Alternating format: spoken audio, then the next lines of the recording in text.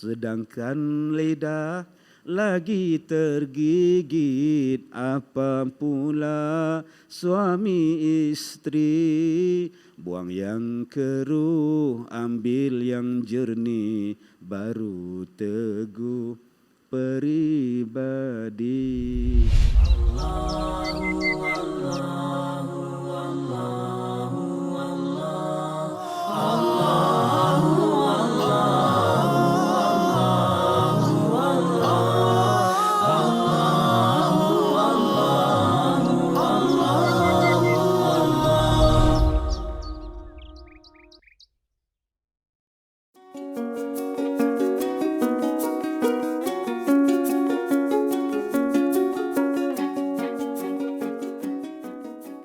Assalamualaikum warahmatullahi wabarakatuh. Bismillahirrahmanirrahim. Alhamdulillahi rabbil alamin. Wassalatu wassalam ala rasulillah wa ala alihi wa sahbihi ajma'in. Alhamdulillah, apa khabar semua sidang jemaah? Alhamdulillah, mudah-mudahan semuanya dirahmati Allah dan juga dengan penonton-penonton di rumah yang sedang menyaksikan program kita pada hari ini, mudah-mudahan diberkati, dirahmati oleh Allah Subhanahu wa taala. Dan pada hari ini kita akan membicarakan satu tajuk yang dipanggil sebagai ulul albab. Tuan-tuan yang dirahmati Allah, ulul albab di sini bukan cerita Ahmad Albab. Ya Ustazah Hindun, bukan cerita Ahmad Albab pula. Ahmad Albab tu cerita yang dulu-dulu. Kita semua sepakat di kampung Hai Pening Lalat. Itu cerita Pening Lalat. Ini tuan-tuan Taman Keledang Jaya lain tuan-tuan. Ulul albab di sini ialah suatu perkataan yang Allah sebutkan di dalam Al-Quran sebanyak 16 kali. Antaranya di dalam surah Ar-Ra'd ayat 19 Allah Ta'ala sebut perkataan ulul albab. Begitu juga Allah Ta'ala sebut di dalam surah Ali Imran ayat 190. Juga disebutkan perkataan ulul albab. Dan surah yang paling disebut paling awal ulul albab di dalam Al-Quran ialah surah Al-Baqarah. Ya walakum fil qisasi hayatun ya ulil albab. Dalam pelajaran qisas, dalam hukum qisas itu ada satu ibrah, ada satu pengajaran bagi orang-orang yang mempunyai akal. Baik, apa dia yang dikatakan sebagai ulul albab? Ulul albab ialah orang yang menggunakan akal. Orang yang berfikir, orang yang cerdik. Diambil daripada perkataan al-lub. Daripada perkataan lub, dia menjadi perkataan albab. Bukan pintu. Bukan yang tuan-tuan faham. Ahmad pintu. Ulul albab, orang pintu gamaknya. Bukan. Ulul albab ialah satu perkataan yang banyak disebut oleh Allah 16 kali. Dan Allah Ta'ala menggambarkan ciri-ciri ulul albab itu. Dan insya-Allah pada hari ini kita akan membicarakan tentang apakah ciri-ciri yang disebut yang membolehkan kita ini menjadi ulul albab. Dan kita akan dimasukkan ke dalam syurga dengan sebab kita ini adalah ulul albab. Kita akan memetik daripada surah Ar-Ra'd. Ayat yang ke-19 Allah Ta'ala berfirman, A'udzu billahi minasyaitonir rajim. Afaman ya'lamu annama unzila ilaika mir rabbikal haqq kaman huwa a'ma innama yatazakkaru ulul albab. Sadaqallahul azim. Maka adakah orang-orang yang mengetahui bahawa Al-Quran yang diturunkan kepada kamu daripada Tuhan kamu adalah perkara yang benar, sama dengan orang-orang yang buta mata hatinya? Sesungguhnya orang yang mahu memikirkan hal itu hanyalah orang yang mempunyai akal yang sempurna. Tuan-tuan yang dirahmati Allah, kita telah pun melalui bulan yang penuh dengan keberkatan. Kita tadarus Al-Quran, bulan yang diturunkan Al-Quran, bulan Ramadan yang sangat mulia. Dan kita tiap-tiap hari berdamping dengan Quran, bukan kata bulan Ramadan saja. Setiap saat nak tidur malam baca Quran, nak kahwin baca Quran, malam Jumaat kompom dah baca Quran. Saat lagi bangun daripada subuh, nak bangun subuh baca Quran, Quran adalah teman setia kita. Allah tanya, Allah kata, samakah di antara orang yang faham Al-Quran, orang yang mengerti tentang Al-Quran, orang yang mengetahui bahawa Al-Quran itu datang daripada Allah, adakah sama dengan orang-orang yang buta mata hati dia? Kaman huwa a'ma. Adakah sama dengan orang yang buta mata hati dia, yang tak nampak kebenaran? Kata Allah, orang yang tahu kebenaran Al-Quran tidak akan sama dengan orang yang buta mata hati dia tentang Al-Quran. Maka Allah Ta'ala menyebut kepada kita, orang yang memikirkan Al-Quran, orang yang memikirkan kebenaran Al-Quran adalah orang-orang yang dipanggil sebagai ulul albab. Mudah-mudahan kita termasuk dalam kumpulan ulul albab ni. Siapa dia? Allah Ta'ala sambung pada ayat yang ke-20. Allazina yufuna bi'ahdillah wa la yanquduna al-mitsaq. Ciri yang pertama, ulul albab. Yang pertama, tuan-tuan yang dirahmati Allah, iaitu orang-orang yang menyempurnakan perjanjian dengan Allah dan tidak mencabuli perjanjian yang telah dia perteguhkan itu. Pertama, siapa dia golongan ulul albab? Golongan ulul albab ialah golongan yang telah menunaikan janji, yang mempertahankan janji dia dengan Allah. Maka orang ini ulul albab yang pertama. Orang bijak yang pertama, orang cerdik yang pertama, orang yang berakal yang pertama. Ustaz, masa bila kemar ni, kemar pula mentang-mentang buat ada ipoh kan. Masa bila kemar berjanji dengan Tuhan, Ustaz? Kemar tak pernah pun sign agreement dengan Tuhan. Kemar tak pernah pun sign MOU dengan Tuhan, Ustaz. Bila masanya, Ustaz? Kemar duduk di ipoh, tak pernah jumpa Tuhan. Tadi akak semayang tak? Semayang. Masa tahiyat tadi baca apa? Asyhadu an la ilaha illallah. Tu nampak tak? Itu kita mengulangi perjanjian kita. Aku bersaksi bahawasanya tiada Tuhan melainkan Allah. Aku bersaksi. Itu berjanji dah tu. Aku berjanji tiada Tuhan melainkan Allah. Itu yang kita waktu semayang kita angkat satu jari. Masuk Islam pun angkat satu jari. Bagi warning pada orang pun satu jari. Gunanya jari telunjuk ni. Menunjukkan keteguhan. Kalau kita nak warning pada orang pun kita guna jari telunjuk. Kamu biar benar, nampak? Kamu biar benar, nampak? Mana ada orang sebut? Kamu biar benar. Jarang, tuan-tuan. Kalau guna jari anak ni tak ada teguh. Tapi kalau jari telunjuk, saya. Nampak? Makna kalau bercakap guna jari yang ini, kuatlah tu. Sebab itu bila kita meneguhkan satu perjanjian, kita guna yang ini. Saya nak cakap pada tuan-tuan, nampak? Kuatnya jari telunjuk ni. Subhanallah. Sebab itu bila kita syahadah yang diangkat jari. Asyhadu an la ilaha illallah. Cuma ada orang bila angkat syahadah tahiyat tu, udah berpusing-pusing. Begini pun asyhadu an la ilaha illallah. Tak tahulah tu pulang pada dia lah kan. Sah sembahyang. Cuma kita tak khusyuk. Kita sembahyang sebelah dia. Kita nengok jari dia apa? Jari dia ni. Orang belah kanan nengok, orang belah kiri nengok. Orang hak nengok tu pun tak khusyuk, nengok jari tuan-tuan. Yang pusing tu pun tak khusyuk. Mesti dia kan nengok jari aku. Tuan-tuan yang dirahmati Allah. Orang yang ulul albab yang pertama ialah orang yang meneguhkan perjanjian dia dengan Allah, berpegang teguh di sini. Sempurna. Apa dia? Tak mensyirikkan Allah. Itu yang saya sebutkan pada yang saya berikan pada tuan-tuan. Nota tuan-tuan tu. Nota golongan-golongan yang diberkati oleh Allah Subhanahu wa taala. Saya sebutkan kepada tuan-tuan dalam hadis tu Nabi SAW menyebutkan, Atani atin min Rabbi fa akhbarni annahu man mata min ummati la yushriku billahi syai'a dakhalal jannah. Hadis yang ke-13. Nabi sebut apa?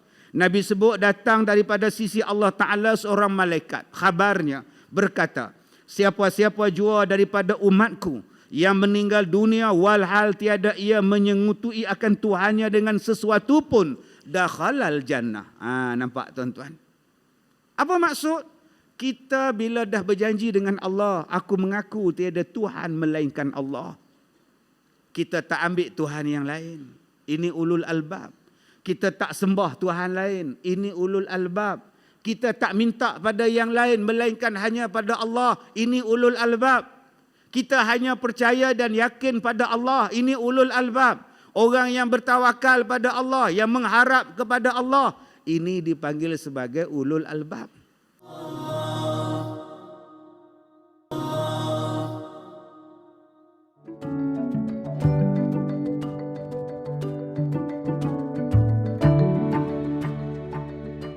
Baik, golongan yang kedua, ulul albab yang kedua. Walladzina yasiluna ma amarallahu bih an yusala wa yakhshawna rabbahum wa yakhafuna su'al hisab. Allah Ta'ala sebut kepada kita. Yang kedua, golongan yang dipanggil ulul albab. Walladzina yasiluna ma amarallahu bih. Dan orang-orang yang menyambung silaturahim, yang mana Allah Ta'ala suruh menyambung silaturahim. Maknanya orang yang memutuskan silaturahim bukanlah ulul albab. Walaupun dia pakai serban sebesar bakui sekalipun. Walaupun dia pakai tudung ni labuh sampai ke lutut. Tapi dengan jiran sebelah rumah tak bercakap dah 6 tahun. 6 tahun dah tak bercakap. Asalnya apa? Asalnya jiran sebelah punya ayam berak atas motor suami dia. Dia marah pada ayam, dia lestiknya, ayam tu mengadu kat dia. Ayam mengadu. Dia kata, bos, dia lestik aku, sakit kepala aku. Ni saya tambahlah cerita ni tuan-tuan ni. Pasal ayam punya pasal 6 tahun tak bercakap. Jumpa di masjid tak bercakap, jumpa waktu korban tak bercakap, raya puasa tak bercakap, datang kuliah maghrib tak bercakap, semayang tak bercakap. Padahal waktu kuliah duduk sebelah-sebelah. Dua-dua tak tengok muka, masing-masing tengok muka ustaz je. Mula-mula aja menjeling sikit. Bila dah menjeling tu dalam hati duduk cakap, datang juga biawak ni. Biawak dia panggil orang sebelah tuan-tuan ni. Macam mana yang nak masuk syurga kalau kita ni memutuskan silaturahim? Dia sebut di sini wallazina yasiluna ma amarallahu bih. Orang yang menyambung sesuatu hubungan yang Allah Ta'ala suruh sambung hubungan dia. Baik, dia ada dua. Satu, mengeratkan silaturahim. Satu, menyambung silaturahim. Mengeratkan silaturahim tu apa dia? Ziarah, menziarah. Nak ke mana mak? Nak ke rumah Makcik Leha sekejap. Semalam dia datang rumah mak, hari ni mak nak ziarah dia pula. Yang kedua, beri memberi. Mak masak banyak-banyak bubur kacang ni untuk siapa mak? Untuk Pak Bidin engkau. Semalam dia hantar mak dekat mak rambutan, hari ni mak balaslah bulat bubur kacang. Itu nama dia mengeratkan silaturahim. Dia tak termasuk dalam ayat ni. Dia masukkan dalam ayat ni ialah menyambung silaturahim. Apa makna menyambung? Menyambung ialah benda dah putus. Ni, tiang kita ni. Tiang kita ni putus. Putus, patah, putus. Ambil, sambungkan balik.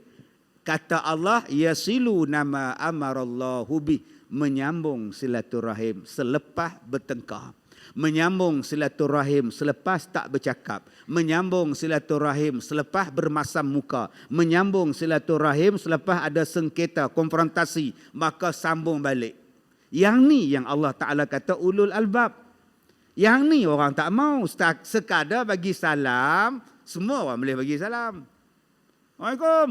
Salam. Oi, itu geng, kaki mancing. Ya, kadang-kadang ucapan salam tu dah tukar dengan perkataan lain. Oi, oi, nampak tuan-tuan? Salam dah ganti dengan oi. Itu geng. Boleh belanja makan dekat kedai depan masjid. Ai, makan. Aku belanja. Sebab kau geng. Itu erat. Masalah sekarang ni, jiran sebelah rumah kita tu dah 3 hari tak bercakap dengan kita. Kesnya apa? Kes sampah tak pungut hari Isnin. Sampah dia longgok depan rumah kita ambil sampah dia, kita longgok balik rumah dia. Kes itu. Dia kata kat kita, saya tak tahan Ustaz, saya kata dekat dia. Habis itu dia kata dekat saya pula. Dia kata. Dia kata apa? Dia kata Ustaz, saya balas balik Ustaz. Kata. Aku tampar kamu kan. Duk kata. Dah 3 hari tak bercakap. Masuk hari keempat, kita boleh pergi rumah dia. Assalamualaikum. Kita boleh bagi dekat dia buah rambutan. Ini dia yang dipanggil menyambung silaturahim. Dah tak bercakap 2 hari, datang ke masjid bertemu dekat pintu. Assalamualaikum. Waalaikumsalam. Ini orang hebat. Kalau baik bersalam, kita tak heran. Kalau tak bergaduh, bersalam, kita tak kisah. Ini tak bercakap, bergaduh, tetapi boleh duduk balik sambung silaturahim. Kata Allah, golongan ini, golongan yang dipanggil ulul albab. Jadi kalau hari ini tuan-tuan, kita ada sama-sama jiran, sama-sama kawan dah tak bercakap, sambunglah balik silaturahim. Kalau jauh, gunakanlah handphone, gunakanlah Facebook, minta maaf dalam komen dia, gunakanlah WhatsApp, Akom, buat apa tu? Tak payah, janganlah marah. Apa salahnya? Kalau boleh menyanyi sikit. Sedangkan lidah lagi tergigit, apa pula suami istri. Buang yang keruh, ambil yang jernih, baru teguh peribadi. Ada ke pertandingan karaoke di sini? Baik, golongan yang kedua, ulul albab, ialah golongan yang menyambung silaturahim. Yang kedua, golongan wa yakhshawna rabbahum. Golongan yang kedua ialah golongan yang menaruh bimbang atas kemurkaan Tuhan mereka. Golongan yang takut Allah murka. Subhanallah. Tuan-tuan buka di dalam surah At-Tur ayat 26. Tuan-tuan, saya rasa yang dalam masjid ni, yang duduk di luar ni, semua orang pernah naik kapal terbang. Tambah-tambah kalau nak naik kapal terbang pergi umrah. Semua dah. Masalah apa kalau kita bawa orang naik kapal terbang pergi umrah? Apa masalah? Kalau saya lah masalah pramugari, saya ni pramugara lah, apa masalah saya? Masalah saya ialah suami isteri nak duduk sebelah menyebelah atas kapal terbang. Kalau tak duduk sebelah, marah. Suami duduk seat depan, isteri seat belakang. Menjerit suami isteri tu, abang, sini lah. Suami kata, nombor saya di sini, awak belakang lah. Awak nanti nak makan ubat macam mana? Kata, marah. Yang suami tak nak pergi duduk sebelah dia sebab dia di depan sebelah orang perempuan, janda pula tu tuan-tuan. Kamu duduk lah, kata dia. Bergaduh-gaduh tuan-tuan oi. Sampai pramugari cakap, diminta kepada semua penumpang sila duduk mengikut nombor di boarding pass masing-masing ya. Kerjasama anda harap dialu-alukan. Duk bergaduh lagi. Inilah tempat dulu. Lah pramugari lantak komel lah, kata dia tuan. Nampak tak? Nak naik kapal terbang, nak duduk sebelah, nak datang masjid dengan suami, nak beraya dengan suami, nak pergi kubur dengan anak-anak. Tak seronok kalau mak pergi seorang-seorang kubur hari raya, dia bawa anak cucu dia. Itu dalam dunia tuan-tuan. Kita tak teringin ke anak cucu kita duduk sama-sama dengan kita dalam syurga? Nak tak tuan-tuan kita jumpa balik arwah isteri kita? Sekarang kita di dunia ni tinggal seorang. Tinggal seorang duduk di Taman Keledang ni. Seorang. Anak-anak semua di KL, kita seorang di Ipoh. Kawan-kawan masjid kata, udah lah Yop, kahwin lah. Kahwin lah. Ish, tak apalah, aku seorang pun boleh. Kahwin lah, kalau kamu nak diberakah ramai, kosong kata dia. Apa kata Pak Ji tadi? Tak payahlah, tak payahlah. Aku nunggu isteri aku di syurga. Soalan dia, bolehkah kita menunggu suami kita di syurga, isteri kita di syurga, anak kita boleh balik berkumpul dalam syurga? Jawapan dia boleh. Allah Ta'ala sebut di dalam surah Tur ayat yang ke-21. Surah At-Tur ayat 21 Allah Ta'ala sebut, orang yang beriman ini nanti dikumpulkan balik dengan anak cucu dia dalam syurga.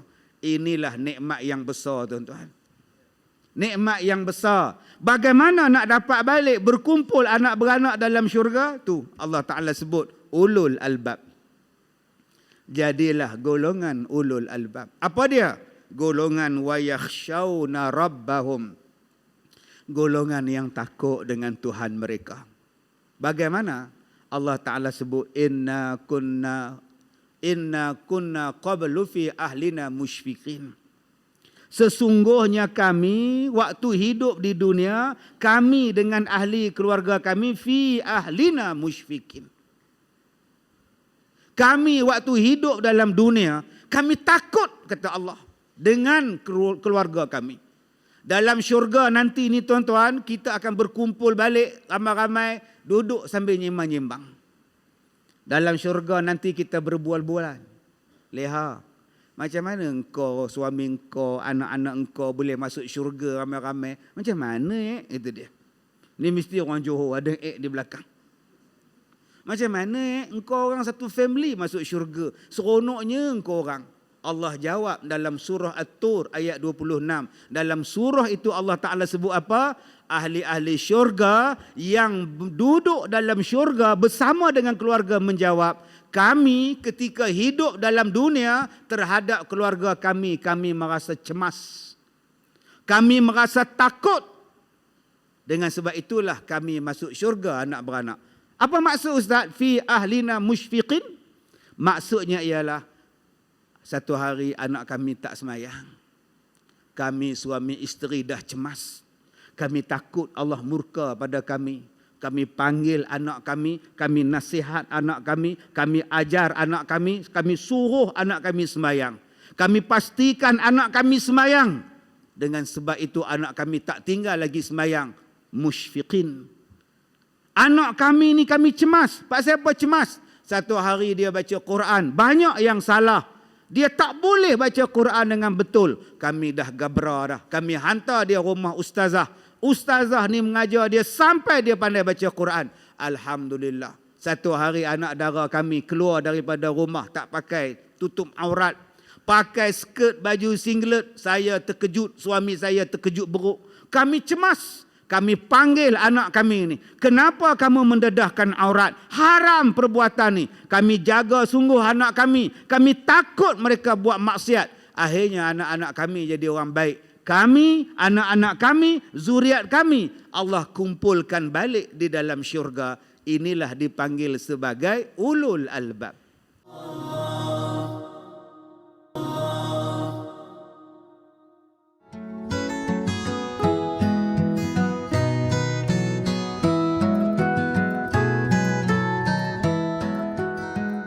Soalan dia tuan-tuan, berapa ramai mak bapak yang cemas dengan anak-anak? Anak tak semayang, relax. Tak semayang, main bola daripada pukul 4 sampai pukul 8. Sampai di rumah pukul 8, lepak dekat koridor. Pukul 9 baru mandi, maghrib terlepas. Mak bapak relax. Bila nak jadi ulul albab? Ulul albab maknanya ialah golongan yang takut pada Allah. Dan yang keempat golongan ulul albab ialah wa yakhafuna su'al hisab. Orang yang takut dia akan disudahi dengan hisab yang buruk di hari kiamat. Tuan-tuan yang dirahmati Allah, benda yang menakutkan kita ialah mati dalam keadaan su'ul khatimah. Mati dalam keadaan buruk. Orang yang ulul albab, orang yang bijak ialah orang yang nak mati dalam keadaan baik. Teringin nak mati dalam baik. Bercita-cita nak mati yang baik. Wa tawaffana ma'al abrar. Ya Allah, matikanlah kami dengan orang yang baik. Ya Allah. Kalaulah dapat mati hari Jumaat. Doa. Sebab Nabi kata tanda-tanda mati baik, mati malam Jumaat atau mati pada hari Jumaat. Ada orang datang tanya saya, Ustaz, kawan saya ni Ustaz tak semayang. Masalah? Puasa tidak, semayang tidak. Yalah apa masalah? Masalah dia Ustaz, dia meninggal hari Jumaat. Alhamdulillah lah. Elok lah tu. Tak masalah dia Ustaz. Jiran saya meninggal hari Rabu. Imam Ustaz oi. Imam mati hari Rabu. Yang tak sembahyang mati hari Jumaat. Macam mana cerita Ustaz? Saya jawab, Nabi Muhammad wafat hari Isnin. Abu Bakar wafat hari Selasa. Apa masalah? Dia kata kawan dia tak sembahyang mati hari Jumaat. Tok Imam mati hari Rabu. Dia pening kepala. Yang semayang pula mati hari Rabu. Matilah hari apa pun janji engkau orang baik. Husnul khatimah.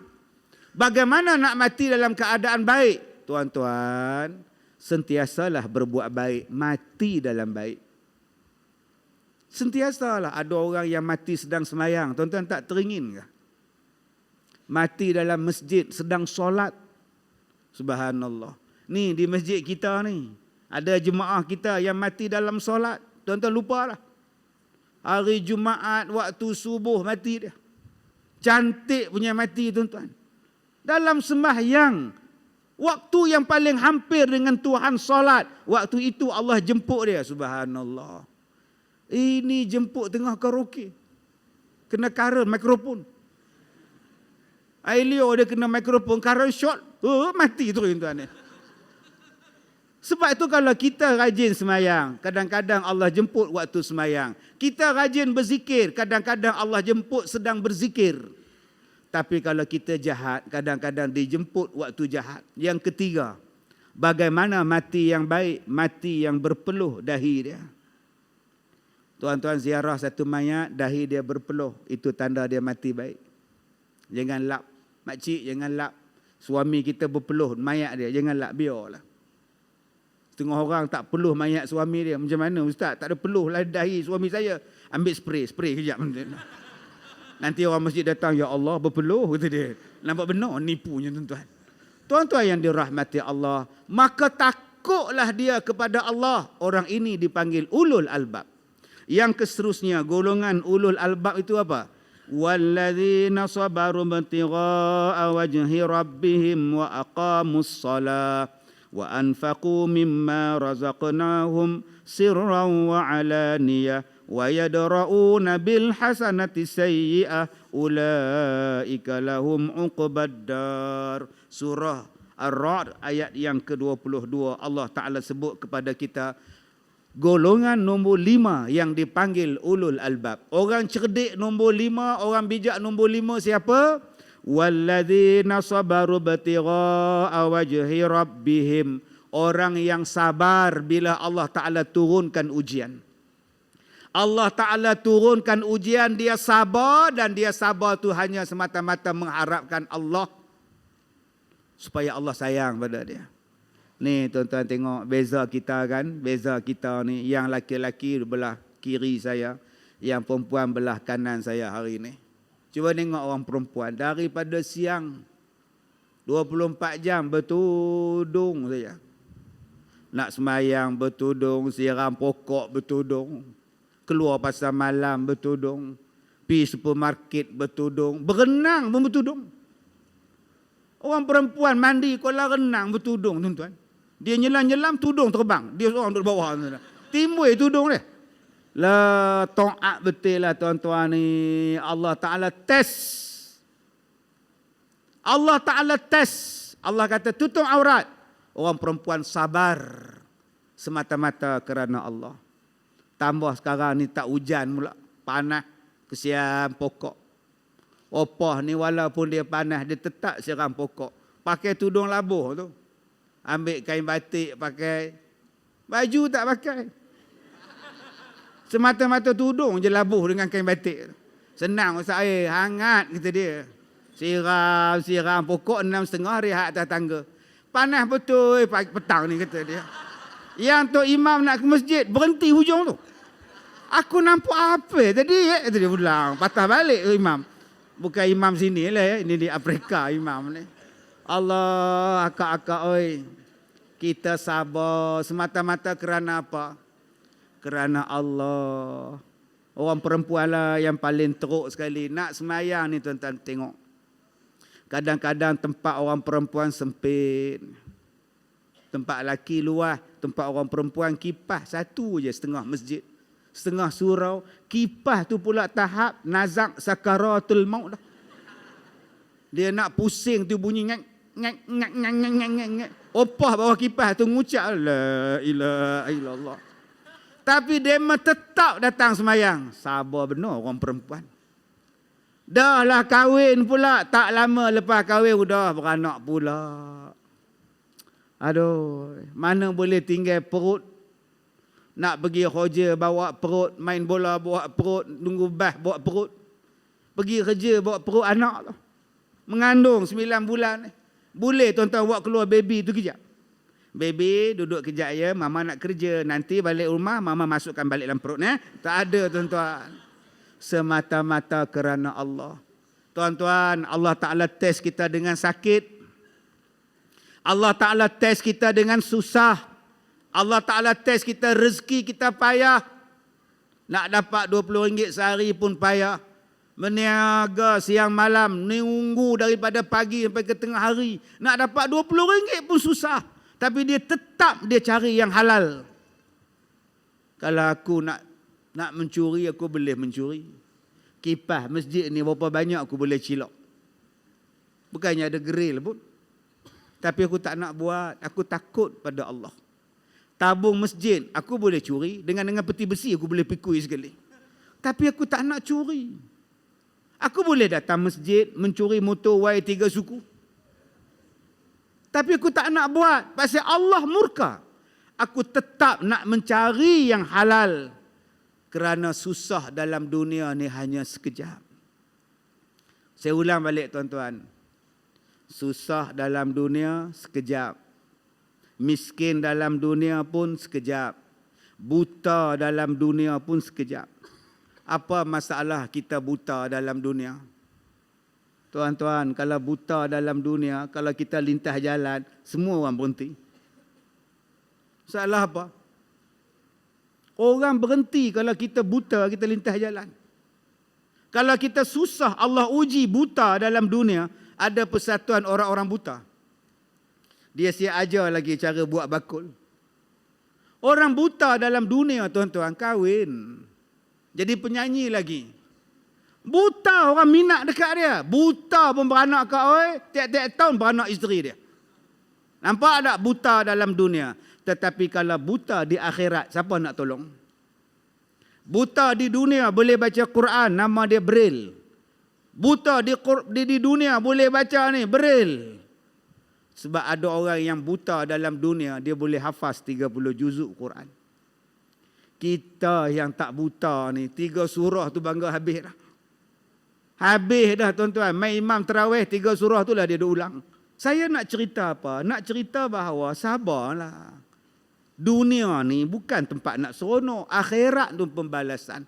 Sebab itu bila kita diuji dengan susah, sabar.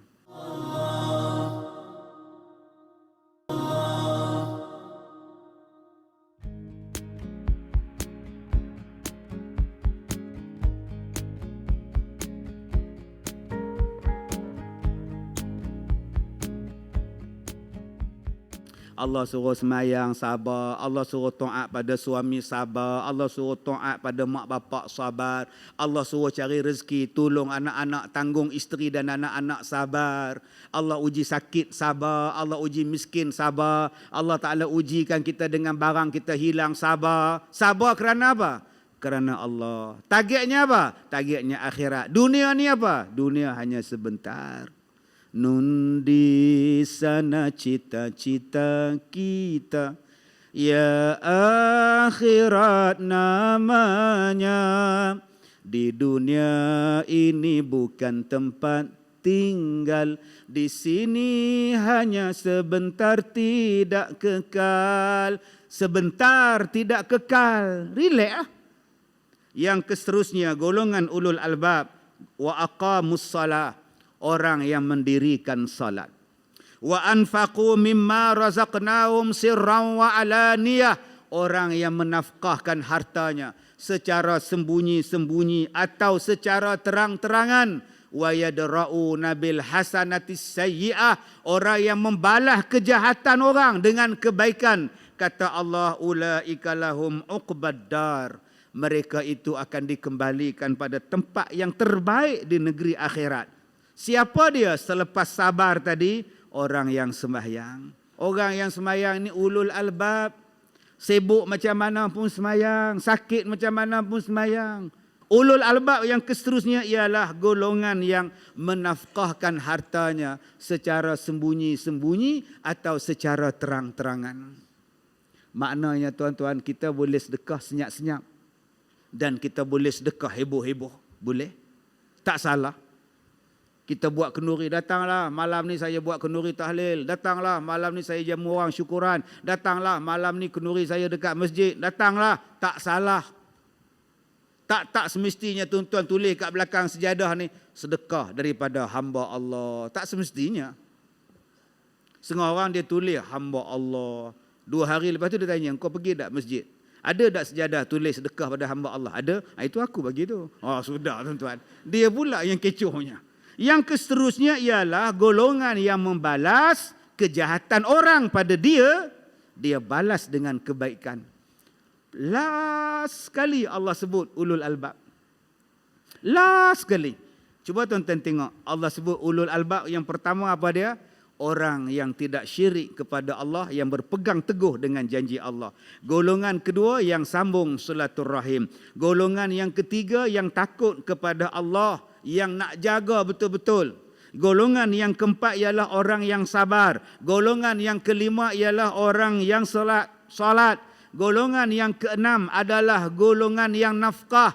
Golongan ketujuh yang membalas kejahatan orang dengan kebaikan. Agak-agak dalam 7 ni, yang mana paling mudah tuan-tuan buat? Yang mana paling susah? Yang paling susah yang nombor 7. Dia buat jahat pada kita, minta maaf lah, aku nak buat baik pada dia. Tuan-tuan, jom jadi orang terbaik. Dia bagi jahat pada kita, kita balas buat baik pada dia. Buah tu di atas, ambil batu baling. Kita baling batu pada buah. Pokok membagi buah, kita bagi batu pada pokok. Subhanallah. Kalaulah kita jadi macam tu tuan-tuan, kata Allah dalam ayat yang ke-23, jannatu adnin yadkhulunaha wa man salaha min abaihim wa azwajihim wa dzurriyyatihim wal malaikatu yadkhuluna alaihim min kulli bab. Kata Allah, 7 golongan ini dipanggil ulul albab, masuk dalam syurga Adnin, masuk mereka bersama dengan orang soleh, masuk mereka bersama dengan mak bapak mereka, masuk mereka bersama dengan isteri-isteri mereka, dengan anak-anak mereka, dan malaikat masuk daripada segala pintu dengan mereka.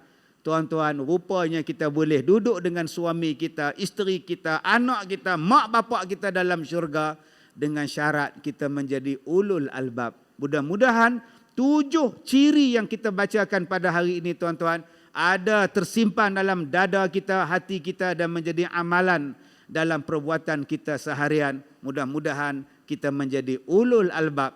Mudah-mudahan pelajaran kita pada hari ini mendapat keberkatan dan mendapat rahmat daripada Allah Subhanahu wa taala. Terima kasih kepada semua. Kita jumpa lagi di siri yang lain. Wabillahi taufik wal hidayah. Assalamualaikum warahmatullahi wabarakatuh.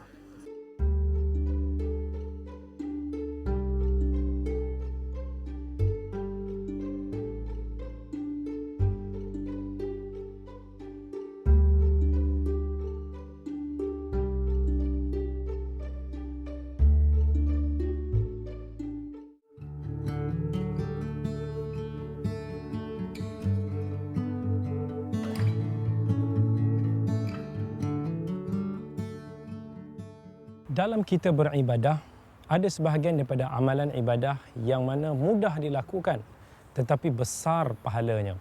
Antaranya sebuah zikir yang disabdakan oleh Nabi SAW, iaitu sebuah kisah ketika mana satu hari Nabi SAW pergi menunaikan salat subuh, dan selepas daripada salat subuh Nabi nak berjumpa dengan salah seorang isterinya. Ketika itu Nabi mendapati dia sedang beribadah, sedang mungkin zikir ataupun salat. Jadi Nabi SAW tak mau kacau. Maka Nabi SAW tunggu, kemudian Nabi datang balik setelah matahari naik. Nabi pun tengok dia masih lagi dalam keadaan yang serupa. Jadi Nabi SAW pun ajarkan 4 kalimah zikir yang mana kalau diucapkan sebanyak 3 kali di waktu pagi, maka Allah akan bagi pahala yang sama macam mana dia duduk lama tadi tu, berzikir ataupun mengaji ke apa. Iaitu zikir apa? Subhanallahi wa bihamdihi adada khalqihi wa ridha nafsihi wa zinata arshihi wa midada kalimatih. Subhanallahi wa bihamdihi, maha suci Allah dan segala puji baginya. Adada khalqihi, dengan sebanyak bilangan makhluknya. Wa ridha nafsihi, dan sebanyak ridhanya. Wa zinata arshihi, dan seberat timbangan arasnya. Wa midada kalimatih, dan sebanyak kalimah-kalimahnya. Maka ini satu zikir yang mana kalau kita amalkan, sebut 3 kali di waktu pagi, maka pahalanya insya-Allah menyamai dengan orang yang mungkin duduk 1 ataupun 2 jam selepas subuh untuk nak berzikir ni. Maksudnya amalan yang ringkas, mudah dilakukan tapi besar pahalanya. Jom kita amalkan. Ya Rabbana a'tarafna bi annana aqtarafna wa ananna asrafna ala lada asrafna. Ya Rabbana a'tarafna bi annana aqtarafna wa ananna asrafna ala lada asrafna. فتب علينا توبة